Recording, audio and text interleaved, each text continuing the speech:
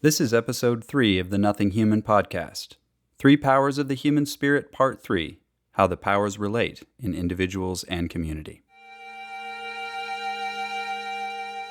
I am a human being. Nothing human can be alien to me.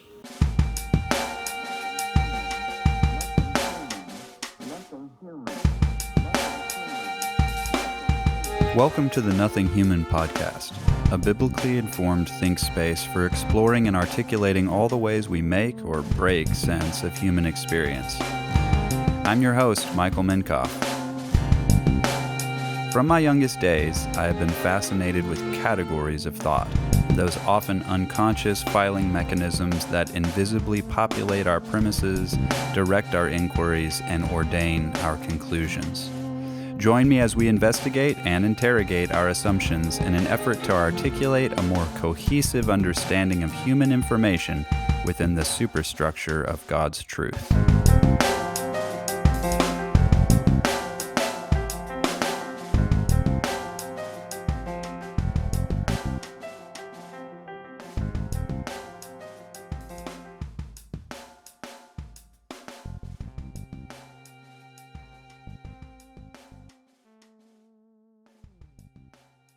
Welcome back to the Nothing Human podcast. This is part 3 of our series on the 3 powers of the human spirit. Today we're going to talk about how the powers relate in individuals and in community, sort of how they interact both within you as an individual, but also how they interact a little bit within the community dynamics that develop. And we did discuss this a little bit last episode, a little bit about how communities can put pressures. We talked about the primacy of the intellect and how that has put a lot of pressure on people to at least pretend to care first about intellectual concerns, even if that's not actually their first power. But today we're going to talk a little bit about how those things interact. So last week we did say that it is not really wrong or incorrect necessarily to have one power be in front of the others. That's just the way it is. That's a descriptive reality of human beings, that everybody has a lead power. But today we're going to dig into that a little bit further. And I wanted to start by talking about what I like to call like the throne room of the spirit, because this is often how I think of it. And started thinking about this a little bit when I was reading Bessel van der Kolk's really good book called The Body Keeps the Score.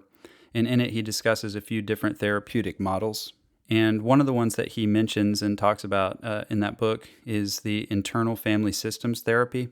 It's a way of talking about the sub-personalities, the various different actors that are inside the self-conscious mind or heart, and that they interact. And he talks about how there are kind of parent sub-personalities and child sub-personalities and partner sub-personalities.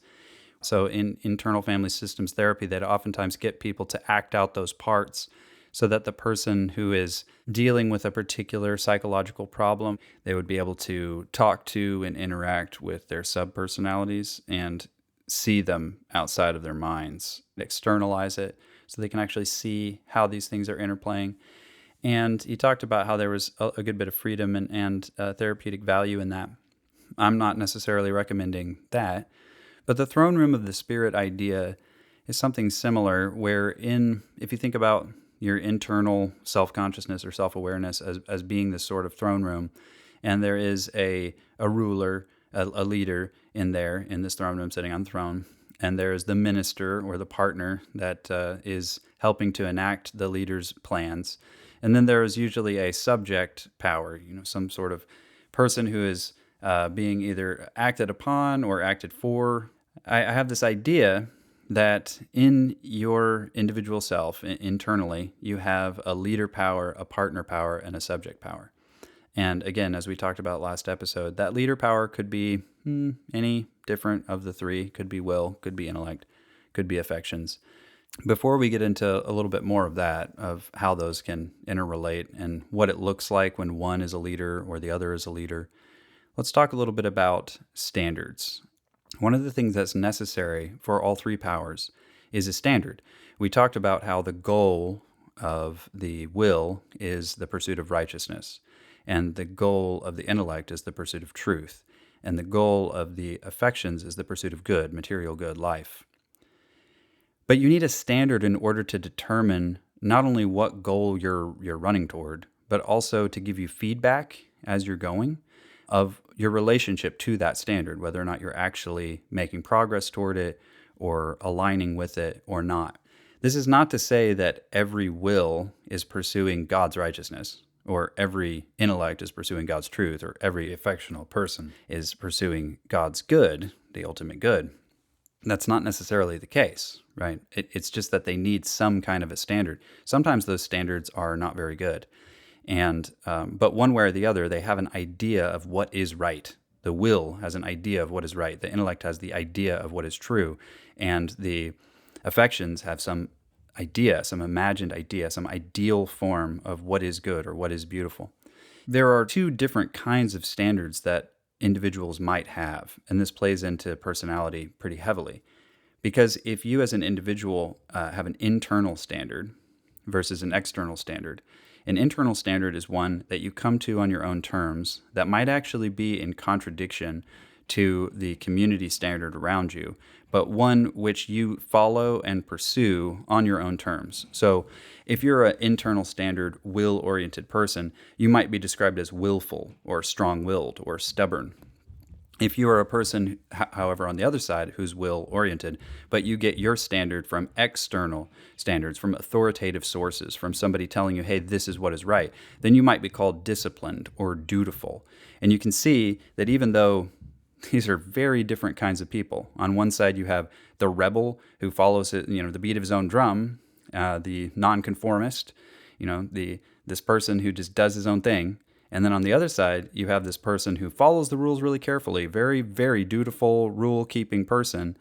They both could be will-oriented, but because the rebel or nonconformist has an internal standard, his will is operating in a different way in relationship to his community than the external standard, will-oriented person who's very disciplined and dutiful and who cares about what his community says in terms of whether or not he's meeting that standard properly. So this is actually really important to keep in mind because if there is antagonism between people, it's oftentimes between external standard people and internal standard people. Let me give you an example. What we just said. If you're an internal standard, willful, strong-willed person, the likelihood is that there's going to be a huge amount of suspicion directed at you from a community of external standard people. And let's just get this out of the way right off the bat. Internal standard people are rarer than external standard people. There are the nonconformists, the innovators who come up with all sorts of various different things from ideas that they have pursued themselves in terms of what is right or good or true. And then there's a lot of other people who might say, hey, that's a good idea. And then they follow after it and they teach their kids to. And through mimetic learning, like we talked about, through imitation, they propagate that standard that was once internal, and now it has become a community standard that then applies to the community at large and becomes a sort of standard that everybody believes that's what we should follow.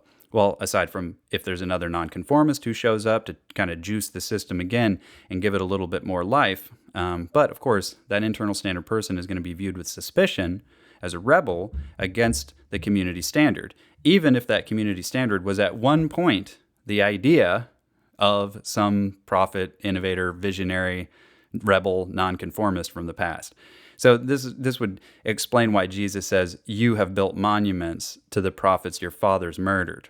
Meaning, when that first prophet came along into the community, the people who were dealing with him as an innovator, someone who's coming in and saying, hey, thus says the Lord, and it's against what all you guys are believing, but hey, this is what's true, then everybody was like, you're very suspicious. We don't like you very much. You're telling us things that are very out of accord with what we've accepted as authoritative, and so we're going to stone you, or hang you, or throw you off a cliff, or cast you out of the community. And then the kids or whatever, maybe some day down the road, when that internal standard guy, that innovator's no longer around, the children of the people who killed that prophet are saying, hey, this has become the external standard. This has become the community standard that we all agree with. And all of a sudden, what used to be nonconformist has become the standard for everybody. So you can see how that works out.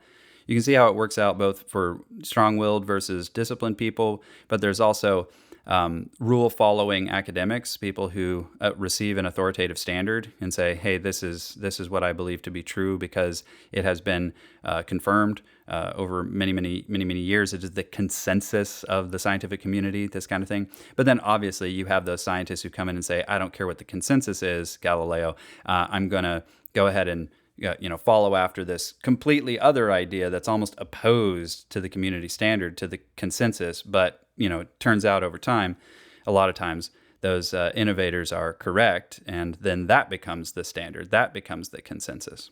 And so then this also can obviously happen with tastes. I mean, you see that all the time with people who are, cooks who follow the same recipe over and over and over and over and over again. And then you have a chef who comes in who has his own thing going, and he's like, "Hey, I got a different way to do this." And he innovates. And then eventually maybe that standard becomes, or, that what was once individual and internal becomes an external standard that everybody else applies to. And you can see how that changes cuisines and cultures over time in the realm of the good connected to the affections.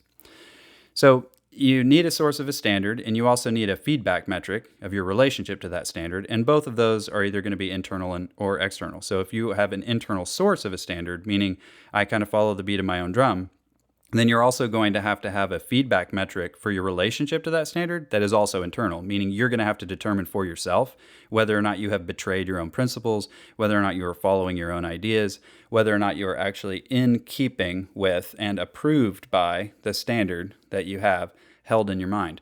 Whereas with the external standard person, they also have a source that's external. Maybe it's from the community or from some authoritative standard or text. And they receive that, and they need a feedback metric as well. And it's also usually external, meaning there is a bureaucracy or an administration or an institution that tells them you are either in accord or out of accord with the standard. And usually people are working to remove those discrepancies over time. They don't want to be out of accord with that standard. So either, to my own self, I must be true on the side of internal standards, or in terms of external standards, you're saying, I need to get in accord with the community. I can't be an outcast. It feels terrible to do that. So you can see how those very different personalities there, even in the same exact power, based on whether or not they're drawing on an internal standard or an external standard, an individual standard or a community standard.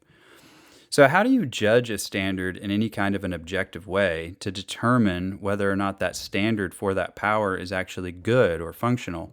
And I've come up with a way, and really this has to do a little bit with the nature of the powers. So if the powers are spiritual, then the ultimate standards for each of the powers must also be spiritual. And that which is spiritual transcends time and space, ultimately. And so the limitations of a standard for a power tends to be the limitations of its time and space. So let me give you an example of this, because it's a little bit weird, I understand what I'm saying. But by expanding the scope of your space, or the time frame of your time, you get closer and closer and closer to what would be considered a universally applicable standard. So, an example of this. If you were to go and you were to ask a meth addict whether or not meth was a good, so you're asking them, hey, use your affectional capacity, and based on your taste, is meth a good? Most meth addicts are going to tell you it is a good, and in a sense, it is, because if you're just talking about that one person and only in a very short, limited period of time, it brings extraordinary pleasure and seems to direct them to life. They feel better, they're free from pain for this short period of time. But as soon as you start to expand the scope of your space, or expand the scope of your time, you begin to realize that that's not a sufficient standard, that your standard hasn't been sufficient for determining whether or not methamphetamines are a good. Because even if you just add a couple of days, or a month, or 2 months, and you say, hey, do you think it's still a good? I mean, even if they're still saying, yeah, it's a good, it's the only good I have, you can see very clearly that limited standard has failed them, because they've lost their job, they've lost their relationships, they've lost everything they have, they've lost their teeth, they've lost their health, they are in bad shape. This has obviously not produced life in them if you just expand that time frame just a little bit. And same with space. It might be good for them individually, but as soon as you expand that space out, even to their house, which is a wreck, or to their relationships in their community, which have been totally broken, you can see that if you just expand that out in space, is this good for everybody, or is this good for the cosmos? You can say, no, methamphetamines are not good for the cosmos, and they're not good for any kind of extent of time. So they're not ultimately pursuing the good. One of the failures of Aquinas in this, and I hate to talk about Aquinas' failures because you should probably know I do like Aquinas. I like him as a person. Like, I want to meet him in heaven and talk with him and just hash some things out with him, because I really like the way his mind works, the care of it, and the particularity. But I do disagree with him on this. He tends to put the affections in terms of being outside of these intellectual faculties, which he puts the will even with the intellect, so take that for what it is. Because of the fact that he says the object of it, or the goal of it, is not universal enough. So he talks about, like, the point of the intellect is to search for truth, and that's universal, right? But he says that the appetite or the affections are just oriented towards bodily good, and so that's not universal. And so obviously then you wouldn't necessarily say that that's as powerful a spiritual power, right? He doesn't even really include it in that same intellectual category. He puts it in the sensitive appetites, meaning the bodily appetites. But I would disagree with him on this, because I think, for one, you could say that there are limited truths, contextual truths, relative truths that are true in a very limited way, but aren't true for all time or in all spaces. And so in that sense, you could say, well, truth also could have a limited object and not a universal object, depending on what you're talking about in terms of truth. Like, not every single truth claim has to do with universals. And so there's that. But then the other side of it is that there actually is a universal good, which he himself even knows, which is God, meaning God is life. The Holy Spirit is the Lord and giver of life. And therefore we would say that ultimately to pursue good in an ultimate sense is to pursue the good of God, meaning to pursue the Holy Spirit and communion with the Spirit. And we would say the same thing with righteousness, that there are limited applications of righteousness, a good rule for a particular context that doesn't necessarily hold for all cultures or all time or all spaces. But there is also a standard of righteousness that is ultimate and above all of that we are pursuing. And it is also, as you can imagine, in God. So God is our standard of righteousness, ultimately. He's ultimately our standard of truth, and he's ultimately our standard for what is good or life-giving. And so any standard that you use that's less than that is going to be limited. But relatively speaking, if you can expand your time and space from a little bit beyond good for me or true for me or right for me right now, even if it's just like good for me or right for me or true for me 5 years from now, as well as right now, all of a sudden, even just by expanding that time a little bit or expanding that space, good for me, but also good for my family, but also good for my tribe, good for my community, good for my state, good for my nation, good for the world. As if you can expand it out more and more and more, you can see that you're getting closer and closer to a better standard, a closer standard to that universal standard. Now, our limitation is that we are finite. So our access to and ability to apply a universal standard in a particular context is very limited. We are limited. We are finite. And so that's one of the necessities then, if you desire to have this feedback, right, of what's my relationship to the standard, that really ultimately, whether you're an internal standard person or an external standard person, it should be the case that God ultimately, whether the indwelling spirit and the illumination of the scriptures and the rebuke of a community that you take into account, even if you're convinced in your own mind, you need that. You need that in order to have some sort of a feedback metric of whether or not you're in keeping with the standard of the truth or the good or the righteousness that is in God. And if you're an external standard person, you need the same thing. You need to understand that it is good to follow after conventions to some extent and to be at peace with all men as much as it depends on you.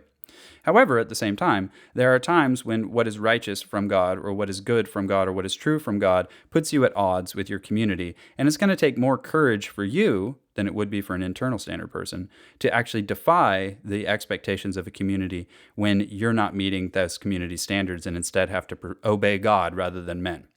So you can see, I hope, that that creates a whole lot of variety within all of the various different ways that the powers can interact. Because, mathematically, there are only 6 possible configurations of power order. But as soon as you take into account that you could have an internal standard or an external standard for all 6 of those, then that means there are actually 12 basic personality types.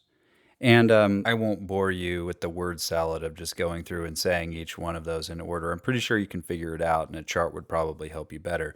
But I will give you an example of one of these personality types, so one of the 12.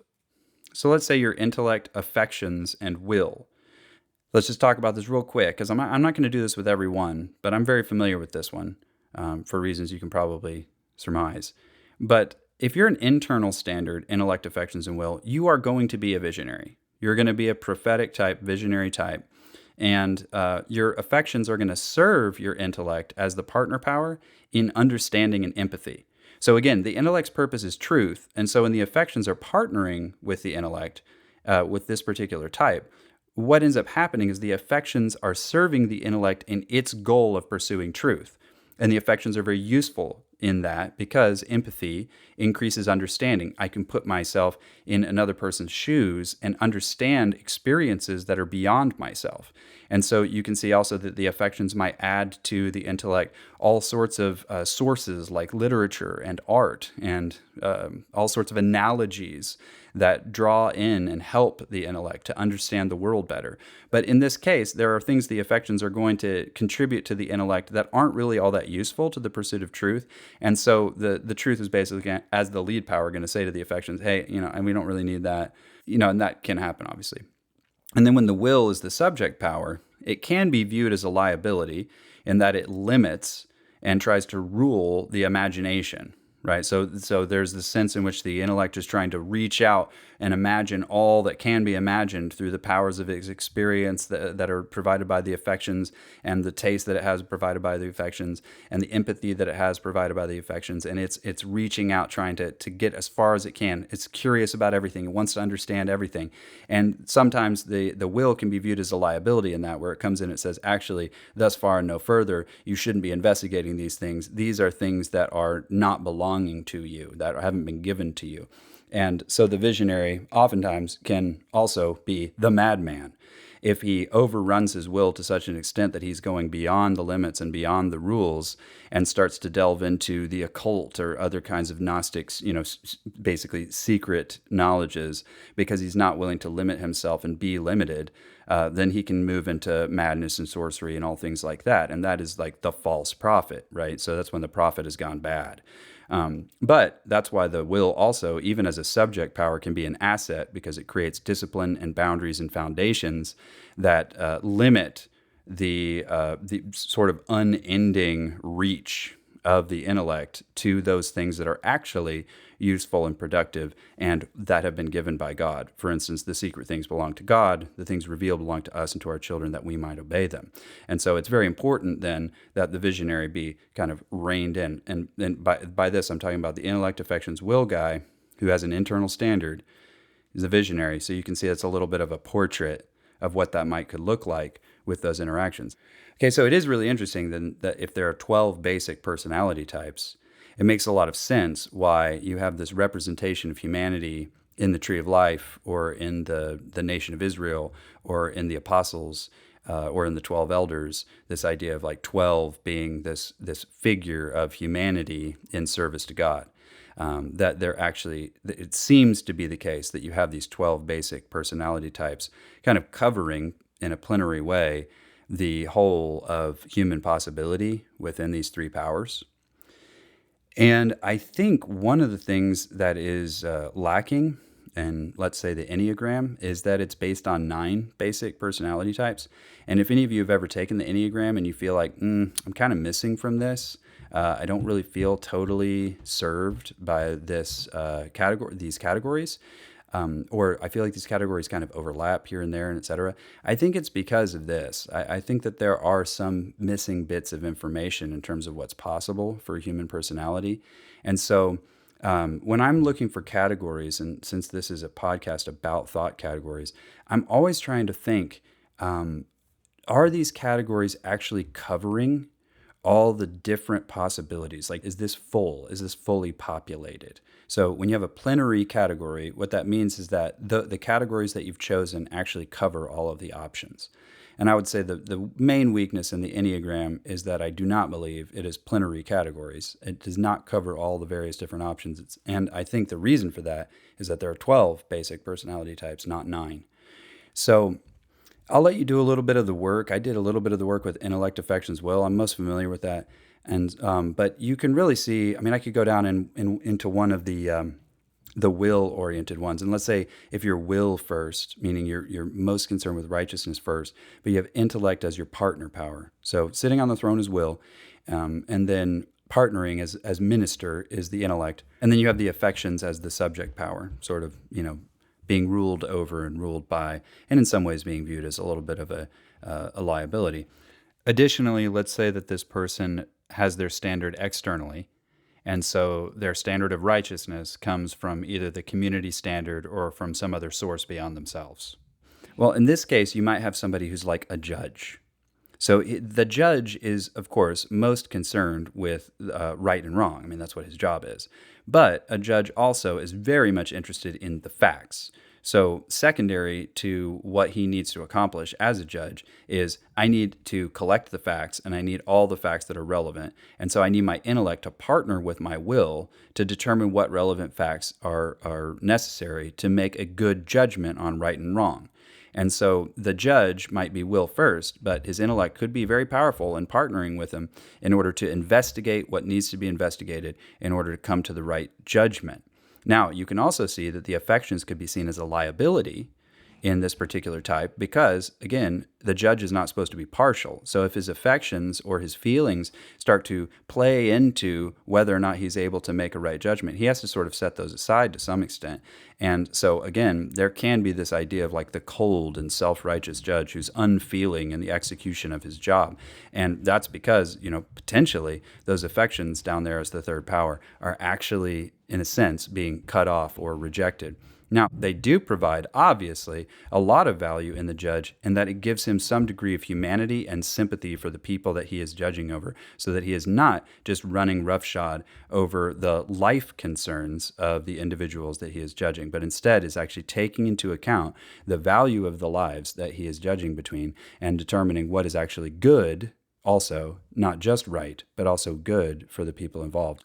I hope you can also see that the external standard is at play here, because the judge isn't able to just make up the law on the basis of whatever he thinks personally. He is receiving a law from outside of him, and he has to make a judgment that's in keeping with that law. A person with this same kind of personality order of the will and the intellect and then the affections that has an internal standard might actually make a better lawyer than judge, because he's trying to find a way of constructing the law in a way that benefits his clients. And sometimes, it's interesting, is almost like in conflict with the judge in a sense, trying to compete against the judge. All right. And so then you might have somebody who's like affections first, right? So they're most interested in the good. They're most interested in pursuing what is good. And then secondarily, they have this, the will, let's say. So that's their partner power. And then the subject power is the intellect. And let's say like with our judge, this person has an external standard, but in this case, it is of good, meaning what is the good life or what is good. This might be somebody like a philanthropist. So they're first and foremost concerned with life and with the pursuit of life and with good things. And though, awesomely, they have the secondary power, this partner power of the will, that is able to help them produce and acquire good things. Because the will has this power to go out and choose and to make things happen. And so the affections, they're saying, hey, we want life. And the will comes in and says, we will go get it. And if it's properly ordered and is not selfish, then that would make for a really good philanthropist, because they care about the lives of others, they care about their own lives, but they also have the power to acquire wealth and to distribute it and to make good choices and to manage things well because of their partner power in the will. The subject power, the intellect for this particular personality type of the philanthropist, might actually end up becoming a liability, as it often is with an affections-oriented person. You've probably heard the phrase, facts don't care about your feelings.